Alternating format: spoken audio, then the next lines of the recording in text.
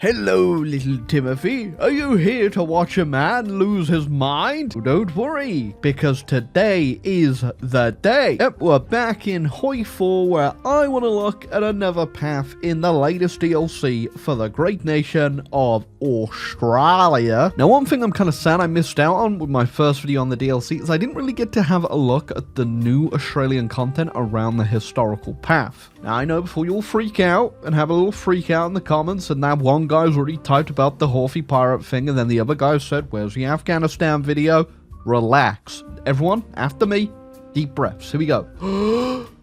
Artillery only. I promise it's going to be an interesting video because Australia and the historical tree today is looking a little bit different. A little bit fun in some regards and a little bit weird in many other. You see, if you actually go and historical highlight up here, you can see what is our historical path, and essentially it revolves around these elections that will keep going throughout your country, and you get different paths unlocked around that. It's weird, and I want to play around with it. I've also heard that the communist path isn't that great, but at the same time, you can also do some meme stuff with it, so if you want to see that, hit the subscribe button right now. At 860,000 subscribers, we're all going to be going to play Kaiser Redux, where you can be a pirate as Horthy, apparently. If you all hit the sub button right now, that one guy in the comment section can rest his fingers. But yeah, I think my predictions for this DLC have gone down exactly like I thought they would. A lot of people I assumed wouldn't like this DLC for the simple fact it's just the content it is. Indonesia, Siam, Australia, it's not regions people really want to play in, but I think it's like, what, a week or two after now? I don't know when this video is actually coming out, so my bad. But I'm still really enjoying the Army HQ. I love capturing commandos, unless it's for achievements, and then I don't like capturing commandos, and people raging about like the new regimental system and stuff like that. I really like it too. I think it gives you a lot more option. Of course, if you want to just play HOI4 meta, you're always just going to play HOI4 meta and beat the AI anyway, but this really gives you a lot more options on being a bit more specific with how you want to play. And I think a lot of people really just need to get out of the mindset of HOI4 sometimes, of just doing the meta thing every time. If you just go ahead and just do something weird, I guarantee you're going to have a lot more fun in this game. Now for videos, I'm kind of the same. Obviously for, you know, I want to make sure that I am doing things most optimally, because I can't really afford to waste 8 hours of my day and then not have a video to come out, because guess what? This is my job. Which isn't to say, obviously, I don't have 20 billion videos on my channel doing dumb ways to play HOI4, but it is really fun with the new system and the weird stuff you can do in here. I think I might do a slop channel video at some point about some of the weird things you can do. So if you want to see that, stay tuned to the slop channel. And I'm not going to shout it out. You're going to have to go find it. And if you don't know about it, shh. So the way this works, I believe, is you can go ahead and boost either political party that you have here, and in doing so, whoever wins, you will get yourself an unlock on a new part of the tree. You get one specifically for having either of the parties win. Like if we have the UAP win and the ALP win right here, we can unlock this focus right here. And if we get, like, here you go, no foreign battlefields right there, we have the ALP win straight away. We can, I think there's something useful in here. Yeah, we can decline calls to war, which is actually something I want to get straight away. So I'm going to boost the Australian Labour Party straight away. That's going to be pretty handy, because that means we won't just get dragged into the fight with the Germans straight away. And it is also very important that I think to do what we need to do, which is inevitably independent over here, that we do get ourselves at least one win for each of them, because down here you can get yourself, if you're lucky and the dice rolls are with you, a puppet on the Dutch East Indies, and we can demand resources over here and get New Zealand, all of which can be done on a historical game. So that is what we're aiming for today. I can't actually remember what I went last time. I think I did Lang's plan, because you can get lack of resources penalty minus 15%, and that does stack with this 20% here, which is pretty good. That's a very nice modifier to have, but I think I'm going to go right side this time and go with within reach. A little interesting focus that essentially gives you unlimited steel in Australia, because you can just keep digging down and further down and make more steel. Of course, it does count as a expansion, so we will have to wait, but it'd be interesting to see how big we can get a steel mine. Well, steel mine, an iron mine that we then turn into steel. Elections over. The Labour Party have won, which is great for us. That's exactly what we wanted. We can make sure that we no longer get dragged into any conflicts we do not want to be a part of. I think next time we are probably going to go back UAP. We need to make sure that we get another win and that we've got Menzies as our leader. We also do need to walk towards independence as well, but that's a bit more of a long-term goal. I think this does give us a little bit of ticking autonomy. It's not a lot though, but it should add up over time that maybe we can get free before World War II, but I'm kind of doubtful, I'll be real. Would be nice though. So for 250 political power, we can open up the mine over here and it will be endlessly able to be expanded. It'll only give us 8 every time, but it will add up. I just need 250 political power to do it. And I'm hoping it's not 250 political power every time to do this. And the good thing is we don't just have this 250 political power monster to open up. We've got a couple other iron mines, like the big old Iron Knob mine. If you know, you know. It is a lower cost, only 25 once you've opened it up, so I'm going to immediately just hit that, and I'm going to go until endgame, and we will see how big this amount of steel will get at the end of this game. Like I said, this is an endless resource that we can milk for the end of eternity. It's going to be great. Also, we can also milk this steel mill over here till the end of it. I'll point out we are already up to 37 steel there, and it does count with a infrastructure and our electrical grid expansion on it, so I might as well pop those down as soon as we can. That's going to give us an extra 12. Gonna be real though, I don't think steel is a thing we're going to need a lot of today. I'm going to do tanks. I have already decided we're going to get some little kangaroos hopping around, trying to help the allies out where we can. So steel isn't exactly going to be what we need the most of, but it will help us out quite a bit. We do have our election coming up as well next year, which means we're going to flip back, I think, to the UAP. We can do the National Unity Government when we are at war as well. It gives us a few more focuses, I believe. Or no, it doesn't. It just gives us a increase of time by 15 days for that. This focus list updates based on the current non-rule. Okay, I don't know what the hell this does, but we might do that as well, I guess. Of course, we are still gunning for inevitably independent, and guess what? We are currently not independent, even though apparently it's inevitable, which if you look at the numbers, technically that is true. Inevitably, we will be independent.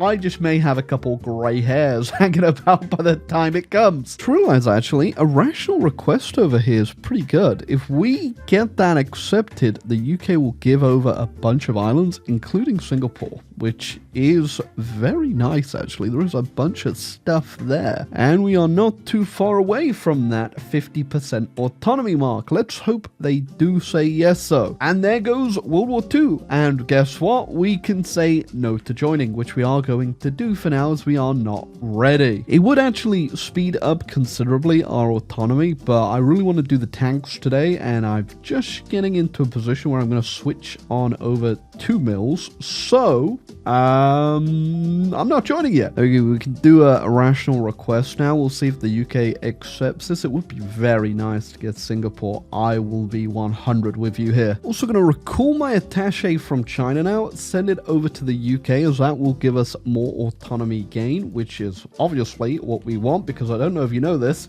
it's inevitable that we'll be independent one day. Okay, well, the UK just said no to Singapore. That sucks big time. Is that to everything? I think that was to everything, wasn't it? You suck, Britain, you suck. I'd love to know what the percentage chances are of them saying yes or no to that, but I guess we'll never know. Well, we have our next election now. We've got Robert Menzies in power. Inevitably, we will be independent, though. Just remember, I could hit the National Unity Government.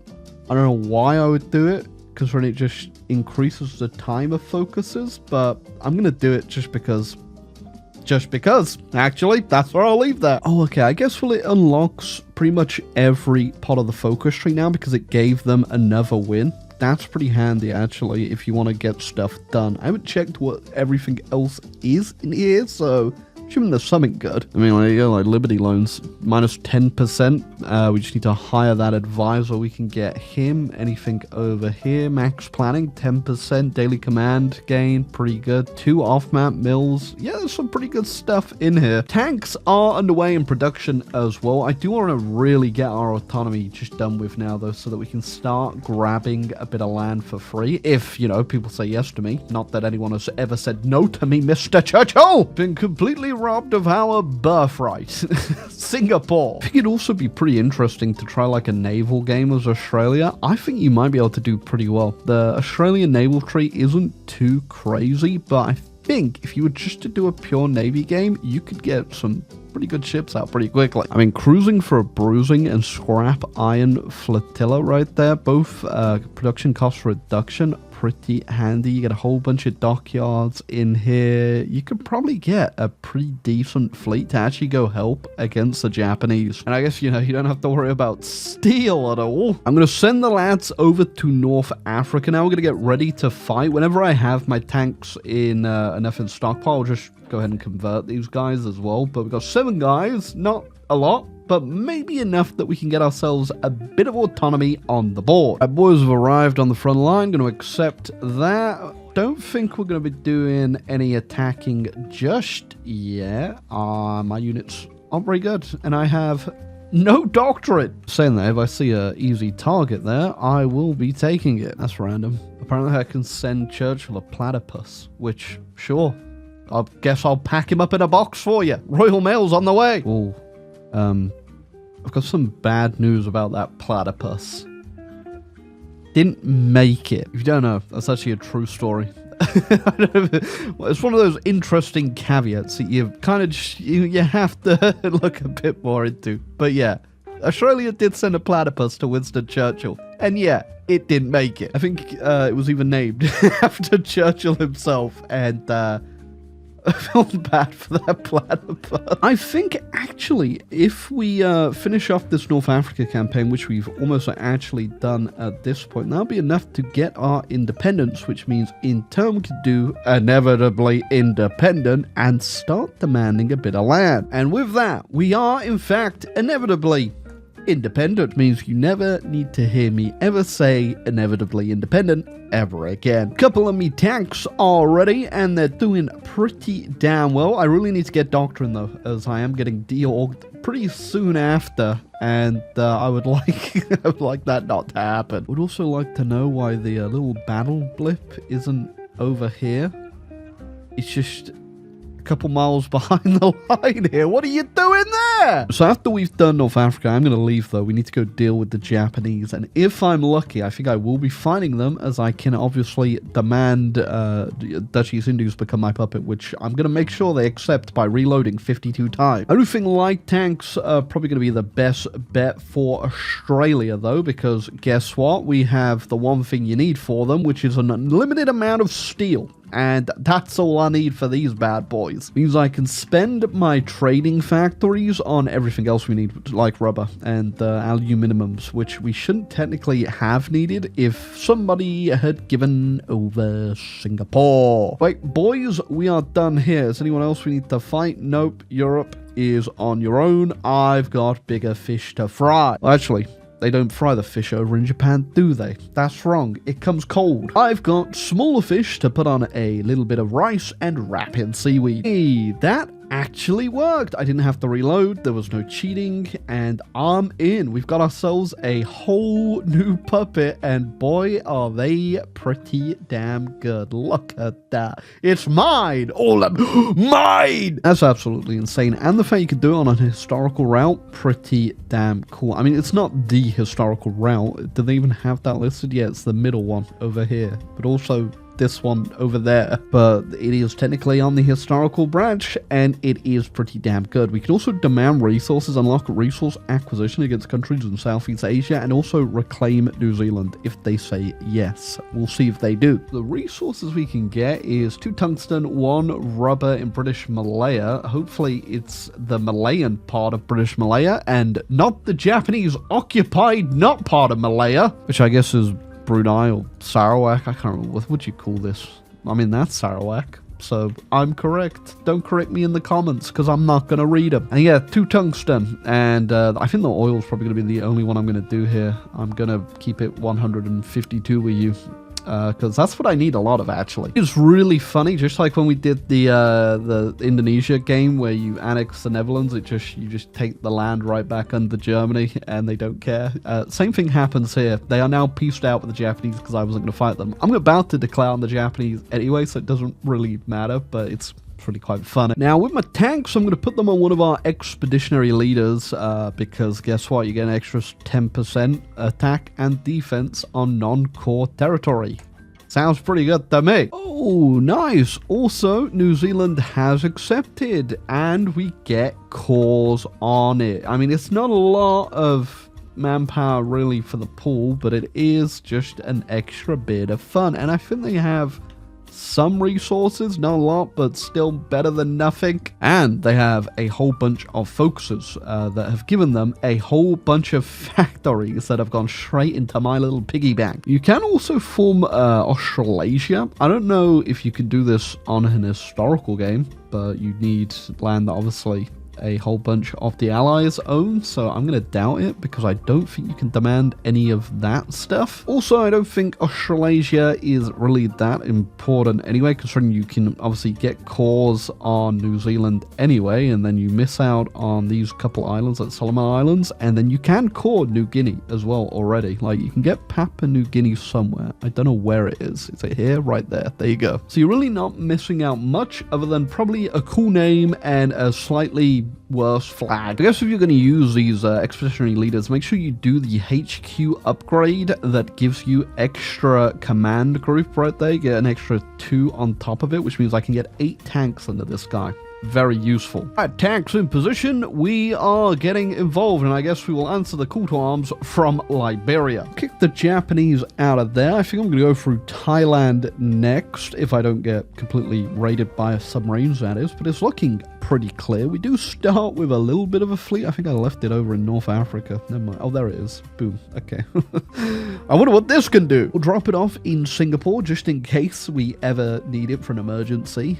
Singapore, by the way, should have been mine. We find it really funny that everyone else said yes to my demands, but Singapore, too far. Since I've obviously been maxing out all the steel, I've been trying to focus on just having as much steel as possible, and considering we are currently still on free trade, I'm doing so well for steel. It's insane. I've not had to really trade anything yet. I mean, I'm in the negative right now, but guess what? I'm just going to keep expanding that steel until I reach the core of the earth. My allies have just left all this to me. I'm the only one pushing over here, and yeah, sure, I am pushing. I'm doing really damn well, but I kind of want a bit of backup. But wait, hold on a second.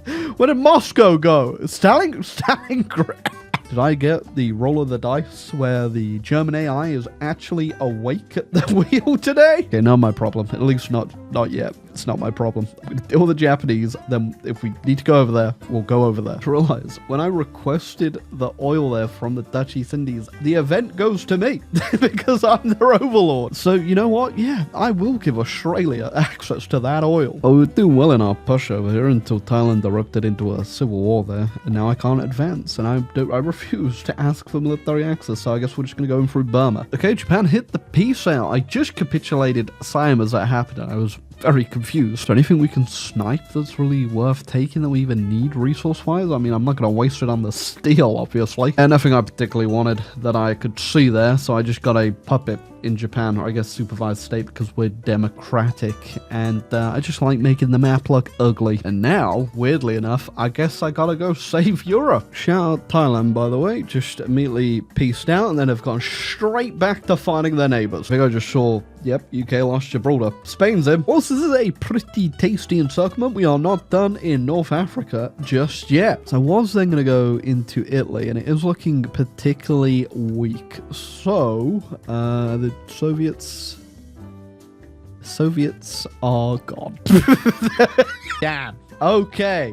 Well then, pretty convenient. Just saw the UK there has actually landed behind the lines on the Italians and actually done something quite meta and useful. Which does mean, however, we're about to see something absolutely horrendous from the AI in some other front or regard that's going to cripple us completely. Usually how it goes, really. Considering the Germans have actually capitulated the Soviets here, I thought they would have put something over here to actually stop us just pouncing and destroying the Italians. But they're not. I don't know where they... I reckon they might all be here. Okay, I mean, that's good for me. That is good for me. Also, just got the Italian puppet there. Very handy for us. Australia has declared that mountains are in fact cringe and my tanks will simply move through them unimpeded. I'm also fully aware that we're like out of coal. I'm doing that on purpose as I'm building everything in my puppet right now to try and actually annex them. I'm pretty close. I just need a bit more and like 80 more points of political power. The Duchy Indies will officially be joining our, I was going to call it an empire. You know what? Our empire. I think from the German performance, I can probably gather, not that the Germans did really well this game, but the Soviets just did really badly. It could also be the Axis insistent need to apparently just throw everything into Central Asia over here and the Middle East. Maybe. Yeah, it's actually enough to get the Indonesians annexed into us, and that doesn't look too bad, does it? I mean, it would look a lot better if we a couple more little islands here, but if I just kind of squint my eyes and close them enough, I can't even see the two different colors over here. So I'm not just going to run straight into Germany here. I'm going to see what they have to put up a fight with, and apparently that's it. Oh my God, Germany. Lock in, bro. Instead, I'm just fighting down in Spain. I'm going to capitulate as many people as I can, bar Germany. And Spain's up next. Come over here and capitulate Bulgaria, but I realize that's just going to put me on the Middle Eastern death war over here. I'm going to try and avoid that. Surprisingly, at this point, the light tanks are still holding up really well. I had up the units in them just to get the org back up. That was the only issue I was really having with them. It's just getting de-orged. But now that I've got the extra org in them, they're still holding up. Remember what I was going to put in these, or what I have put in them. I was going to upgrade them a little while ago, but they're looking fine to me. What is the upgrade? A bit more breakthrough. Perfect. There you go. Not that I think we need it anymore. They obviously work really well, these expeditionary leaders as well. Getting ourselves that extra just straight up stat dump boost is pretty good. I mean, if we wanted to be even more tricky with this, we could just stack a whole bunch more. In fact, you know what? I'll do this since we got a few medals to hand out. Oh, well, Romania capitulated. Nice. I'm going to keep going on into Europe now from here. And it looks like, yeah, the Germans decided to just never lock in. How are they this bad? This late game. I just want to see what this late game Germany actually looks like. And you know what it looks like? Oh my God, there's nothing left. Literally nothing left. Is everything just bombed? No, well, okay, well, we've got tons of factories and nothing's destroyed. Where's your production? You're making 1,000 guns a day. What the hell went wrong? Is it just the supply issues down here? Because I guarantee it's got to be something like that, right? I mean, 282 infantry divisions. I guess maybe they just got overextended.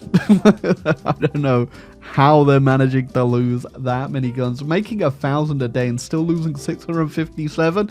Yeah, you ain't winning. Also, I would love to know why the AI still does this to this day. Surely this ain't efficient, you know? Why do they still do this? I mean, whatever.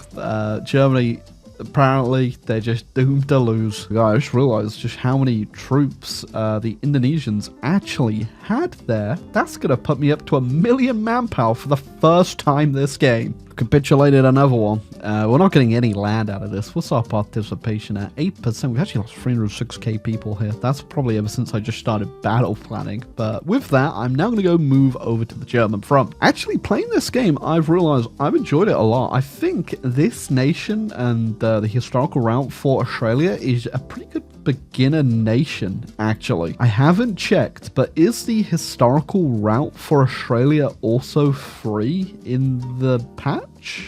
I think it is, right? Actually, I think I remember reading that if you don't have Thunderbolt Gates, you have the old Australia tree, which really sucks, because I think if you put this historical one in, this would be a great beginner like tutorial nation for people. Canada kind of has the same thing in my opinion. I always recommend playing Canada if it's one of your first times playing the game. Australia should now probably be your second one if you have, I'd say, the DLC subscription, or you have the DLC for whatever means. There's a lot in here that really just gives you everything you need if you're a beginner player, and teaches you a whole bunch about how the game actually plays. And if you look further and deeper into the game, how stats work and stuff, yeah, you can do a lot of stat boosting as Australia. I reckon Australia might be a good little starter nation nowadays. Canada's still the best because it is just a focus tree. Okay, there's no complicated features in there. You don't have to worry about elections, decisions, anything like that. Canada will always be, in my opinion, the best starter nation until Paradox, I imagine, are going to change its focus tree, and then it's not going to be that anymore. But if you played like other Paradox games though before, and you kind of know what you're doing a little bit, Australia would be a really, really good shout. I think this is a great nation, especially this historical route. Very fun. I'm enjoying it. Call me woke, call me sellout. It's all true. Oh, gee. Part of the Axis has capitulated. I can't remember why this happens, but it has happened. We actually have quite a few points as well, because we did a lot on all of these nations. I don't really care too much particularly about taking anything there, but that does kind of mess up the whole front line for the Allies there. They didn't even bring them into the faction. You're all trapped, you idiots. Actually, there you go. That's just something stupid that AI was gonna do in Respective. Glad I got out of there in time. Where is my army, actually? Are we even out yet? Oh my god. Oh yeah, I also took Spain. Not all of Spain, though. Didn't have enough points. So Spain still exists, but I am majorly in control of Spain. Except part of my army is now just trapped in Hungary fighting demons, apparently. Oh my god! Don't we just immediately join the Axis again? You're democratic! You'll see the fact my troops have made it pretty much to the border of Hungary now, and those troops are still just fighting their demons. Oh my god. I wondered what might have radicalized me, by the way. Any intelligence services currently watching? It's this right here. It's literally this right here. Free them. Damn. Okay, Germans are gone, and that's probably going to be our game. I think I will try and get some land though before we are done here. Start by giving my puppet their land back, and then I'm going to do exactly what I did last time, which is just help myself to Siberia. It's the cheapest stuff to take, and usually the AI takes their time to get it, except for Central Asia, which they always love to release. Man, the Allies just went to town on that. That is, it's not pretty. That's my great Australian empire right there. We got Siberia, Indonesia, Italy, and Spain. Wow. Oh, and New Zealand as well, but, I always forget because you're so far down here. And where did our steel mill end up? Up to 299 still. In all fairness, I had forgotten to click it for quite a few moments there because I was saving up my political power to annex Indonesia. But damn, that is pretty damn good. If you were just doing a normal Australia game and just kept spending all your PP on this would probably be at least 50% more than this, I reckon. But yeah, that's crazy. That has let me just stay on free trade the entire game. Let's see, how much am I in deficit of? 17 steel right now. Damn. I mean, yeah, that was a really good game. Really fun game. I'm gonna be real. Look at that. My tanks, they got all the steel they ever needed. Damn. That was a really fun game though. I think Australia now is a very fun nation. Same tier as the Canadian type of gameplay, in my opinion. If the historical routes have been the best part, even the historical route I did, one where you stay with the Allies and get the Vichy stuff in Africa, a little bit wild. This one's way better though, much better land that you can take, and way more opportunity, in my opinion, to do some funny things like well, look at the damn map. I do think that this isn't a nation I'm obviously going to be playing a lot of, but if I ever feel, because I do quite a few Canada games in a year, like 1, maybe 2, and obviously we make videos on them as well sometimes. A couple times I'm doing it in my spare time though. Australia's definitely going to be up there though if I just want a chill Allied game. Though I will have to say this is, I think, my favourite path that I've done so far for the Australians. The other one was okay, but this one, I don't know, just went, maybe it's because it's my second time playing, I know how things go. Yeah, this was definitely, I enjoyed it a lot more. Pretty simple. Next up though, I want to try out that communist branch for the Australians. Don't think it'll be the video right after this, but I do want to give it a go. I've heard bad things. So if you want to see me finally lose my marbles at this DLC and say some bad stuff about it, probably going to be in that video. But alas, that is everything for today. Hope you enjoyed the video, and if you did, leave a like, subscribe down below, and let me know what you want to see more of, specifically in this DLC. If there's any challenges or things that you want to see me mess around with the army HQs or anything like that, would love to know. But until next time, little gravy Timmies, goodbye.